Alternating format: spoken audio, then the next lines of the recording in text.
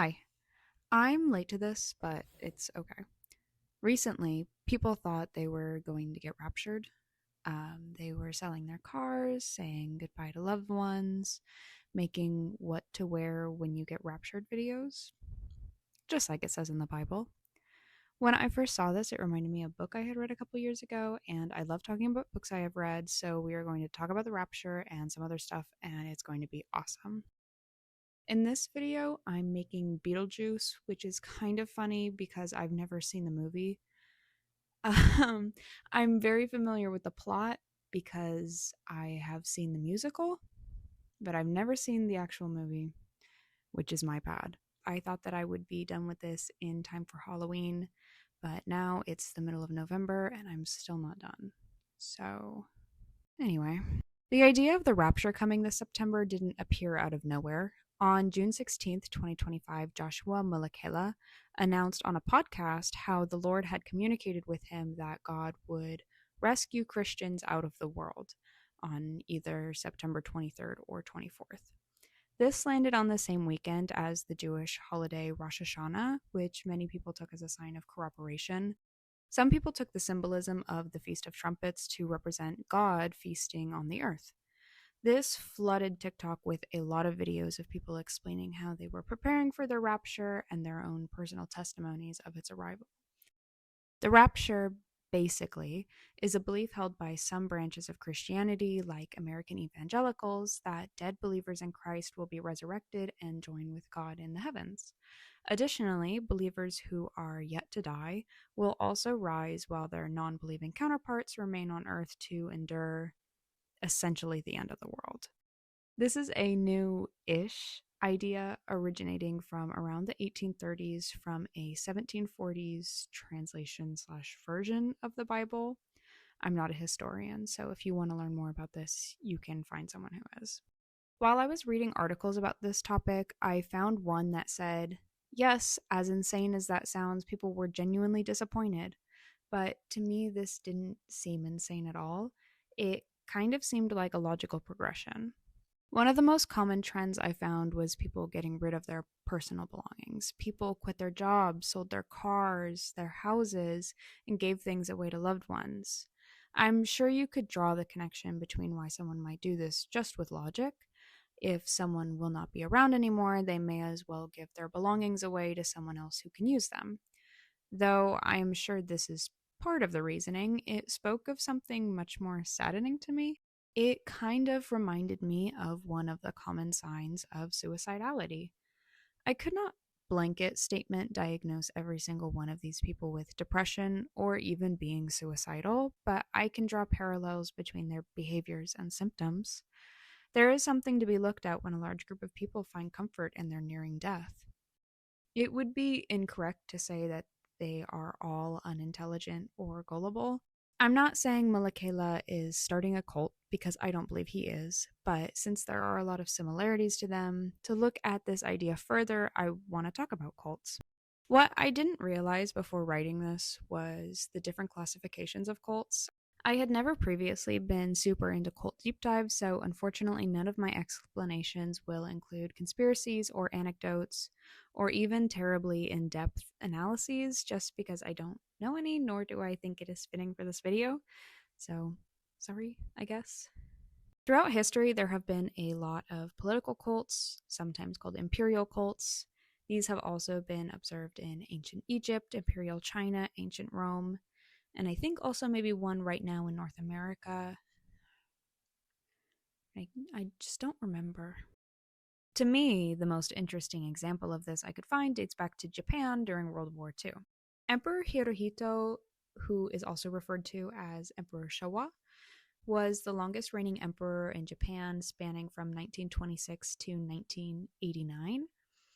During his reign, the nation viewed him as a divine figure, and he was even declared as a living god. This increased feelings of nationalism and fueled a lot of militaristic ideology during the war. Citizens who believed the empire was divine and holy would enlist in the war and essentially sacrifice themselves for the good of the country, which they viewed as a religious sacrifice. This is also where the term kamikaze originated from, literally translating to divine wind. Kamikaze is the term used to describe when a pilot would fly their plane directly into something, ultimately leading to their death, and the pilots would do this for the emperor. The next type of cult I will talk about is everyone's favorite sex cults. Everyone say yay. I will be talking about forced sex and sexual manipulation. So if you don't want to hear about that, go to this part. The one I'm going to talk about is David Berg's Children of God group from the 60s. In this cult, Berg would recruit emotionally vulnerable teenagers by presenting the traditional Christian documentation they were used to, but with the promise that instead of needing to abstain from premarital sex, they could have as much sex as they want. This enticed many young women to join and later recruit other members. Some women in this group would be sent on recruitment journeys to have sex with new potential members. Berg emphasized that sex was God's number one priority and that it would please him if the members could have as much sex as they could. There arose a lot of issues with this premise, oftentimes requiring the female members to have sex whenever someone requested it from them, even if they didn't want to.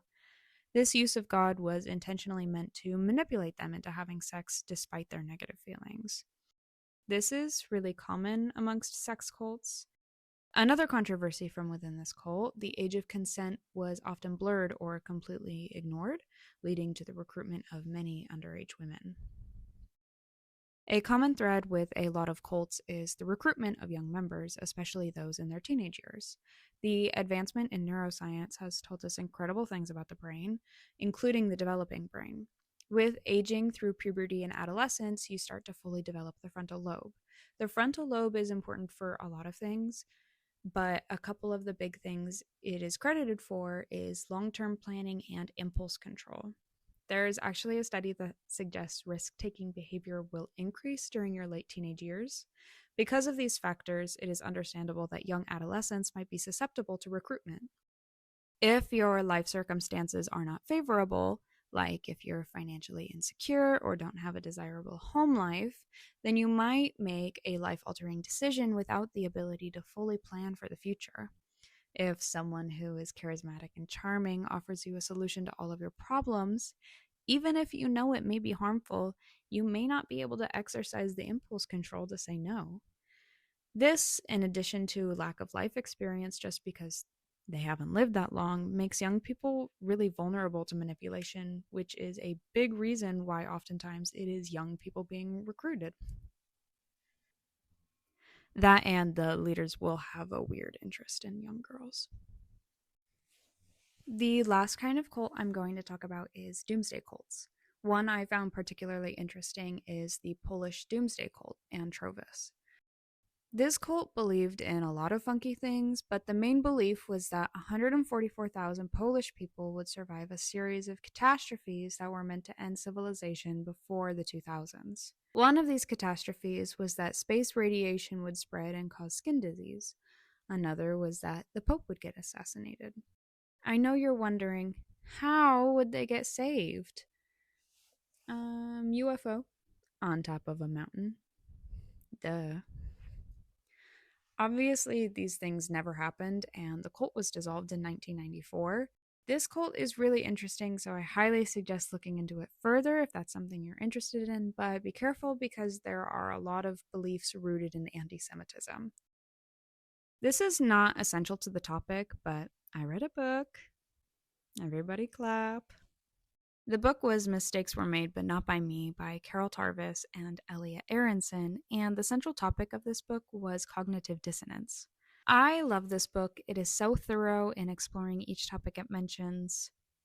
Anyway, one thing that is observed with doomsday cults, or cults with some specific deadline, like this event is going to happen at this time, is that people are still practicing the ideology even after the event or the specific deadline, even if it fails to occur. It is theorized that this is a form of dissolving cognitive dissonance. Cognitive dissonance occurs when you are met with information that is contrary to what you believe or think you know. The mitigation of cognitive dissonance is very common, especially among cult members. Here is kind of an example of how this can happen. Let's say you're in a cult and you believe some things, and someone tells you something contradictory to this. This would cause you to experience cognitive dissonance. You would have to battle with these conflicting pieces of information in your head. So, let's say you meet with the leader to express this dissonance, and the leader will reassure you and dispute the contradictory information, and you believe the leader because he seems to be trustworthy. So now you're in a cult, and your cognitive dissonance is gone, and you believe it more than you did before. This is a common cycle not just for cults. For example, if you ever try to bring up contradictory political information to someone very steadfast in their views, they may hunt for information to confirm their bias and prove you wrong, making them even more confident in their views. Before we get back to the rapture, I want to talk a little bit more on the psychology surrounding cults. One of the most important aspects of a cult and recruiting members is the leader.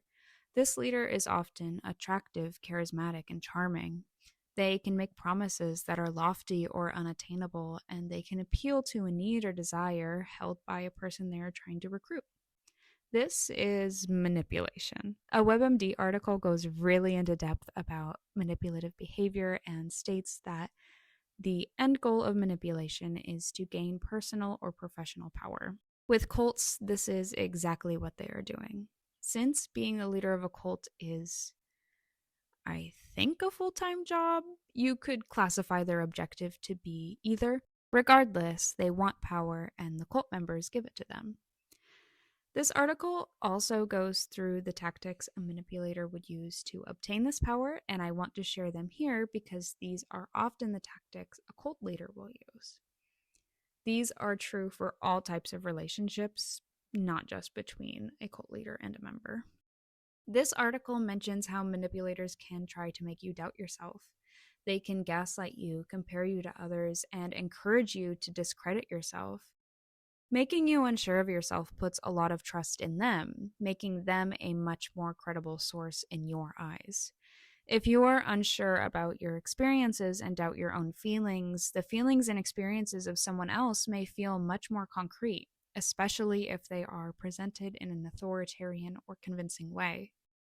Besides being authoritarian, there are other reasons why someone might find a cult leader credible. Those who manipulate are often very charming. They have the ability to put you at ease or present their ideas in a desirable way. These people are often very good at reading others and use this ability to their advantage. This ability to read others allows them to pinpoint the needs of someone they are speaking with and make promises of solving their problems or eliminating their hardship. There are also a couple of commonly observed biases this relates to. The authority bias is the idea that you are more likely to believe something if it is coming from a source you deem authoritative. For example, people are more likely to believe something about health if the person expressing it is wearing a white coat or appears to be a doctor. This bias can come from appearance, but it can also stem from a person's demeanor. If someone is confidently delivering information, they are more likely to be believed compared to someone who seems unsure about the information. The halo effect is another bias that could be used to the advantage of someone trying to manipulate. The halo effect occurs when a positive impression of one thing or person positively influences the feelings of an individual in another area. For example, if you find someone attractive, you may confuse this positive association of their appearance with your overall feelings about them. Someone manipulating another may use both of these to their advantage. Speaking with confidence and authority and presenting ideas that may make you feel positively about them will appeal to your biases and make you more likely to believe and trust the person presenting them. One thing mentioned in this article that I find especially interesting is what they refer to as a location advantage.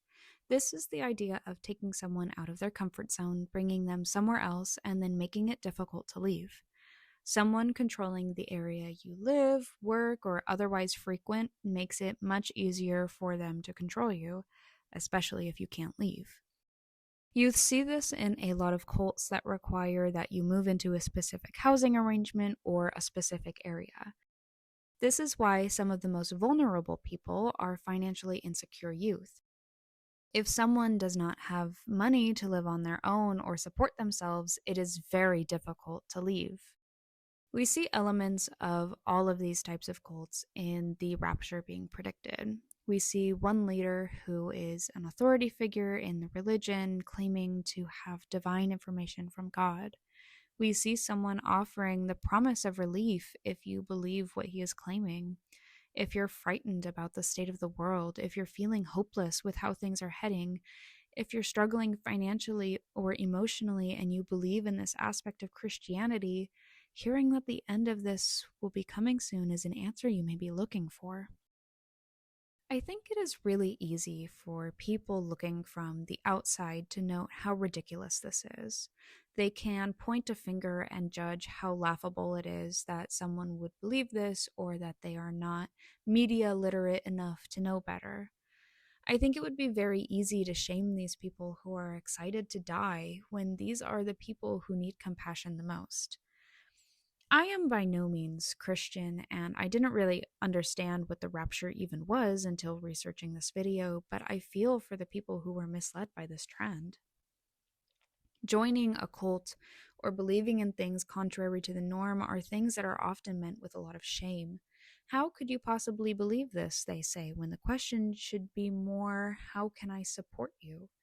People who believe things that are abnormal or could even be harmful to them may be driven by fear, hopelessness, vulnerability, or anger, and compassion could be the one thing that prevents someone from being taken advantage of. Bye.